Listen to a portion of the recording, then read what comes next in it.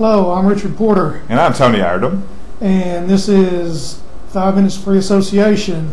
Welcome to Thursday's edition. Had a couple of comments to go over right quick from our good friend Mark Turner, who is in McKinney now, but used to work as sports editor here.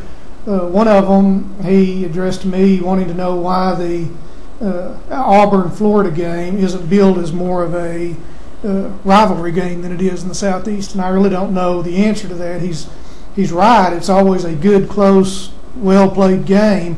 I don't really know why, other than those teams already have established rivalries, and if you fall outside that rivalry system, they just don't think about it. Auburn is Alabama and Georgia, and Florida is Georgia.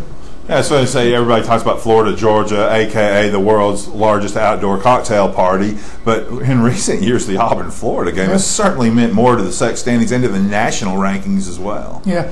Here's one that he directed to you, Tony. To me? To you, yeah. He said, should I be flattered or insulted? Well, I don't know. It depends on whether you can answer it or not. He wanted to know what you thought would be the better off-season acquisition for the Rangers, Bonds as DH or Torrey Hunter.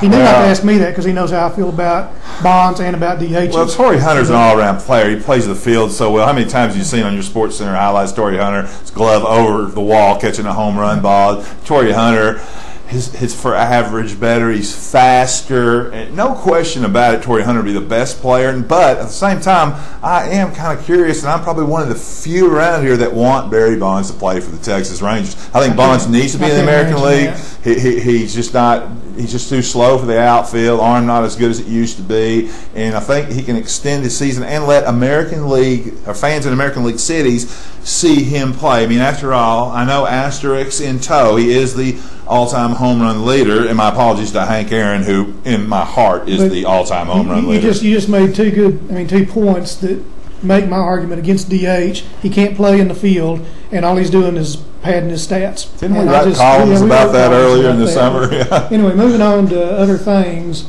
First topic, Mitch Williams. Oh, gosh. Mitch Williams. Wow. Well, the wild thing. World Series. Blow the World Series. Mitch Williams' career never the same. But, man, what a flamboyant pitcher. Used to be your relievers. Remember the Mad Hungarian of St. Louis? I can't think of his name. Ball, yeah. And then it goes, you don't have those kind of personalities anymore, Pitchers are more businesslike now. But, Mitch Williams, that's a good blast from the past. Yeah, you must have thought of him when you saw the Phillies play yesterday. Well, no, actually, I thought of him when I came to work this morning early and was writing stories, and our managing editor, Kevin Lewis, came in. And I told him I was writing like my hair was on fire, which is how they used to describe Mitch Williams, as he was pitching like his hair was on fire. So anyway, that's my first topic. What's yours? About TBS coverage of the baseball playoffs. That's strange. It seems odd to me that they've moved to putting the baseball playoffs on cable instead of on ABC or NBC. Yeah. Still, I've always thought that was something that should be out there free for everybody. But I think TBS crew will do a good job. I know they brought in Tony Gwynn and Cal Ripken as commentators, and that can't help but help the Easy for the you team. to say. Yeah. I just think that that's a good crew. The technical crew is good because they've shot the Braves for so long. They know what they're doing with baseball. I think it's a good thing. Colorado Rockies. I can't believe they should be tired, but they're hot. But they did win last night, take a 1-0 lead in the series. And it's one of those things to where, okay, they're not tired from all the travel and the extra game on Monday. I think they're the team that really needs to be recognized. They may be the team to beat in the National League. Maybe.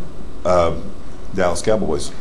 Dallas Cowboys, remarkably, are 4-0, and I just keep waiting for the wheels to fall off because they've had good starts in the past and gone to pieces after the midway point. I'd have to say Tony Romo is everything I told people he would be whenever I started watching him in preseason games before he got the starter position. I'm really pleased with the way they're playing. Terrell Owens is doing a good job playing as can't believe I'm saying that. And he's a good soldier. Yeah, so we'll see how it goes for the rest of the year. We're getting the countdown from Ryan the camera guy. That's it for this week. We'll see you next Tuesday. Thank you. Thank you.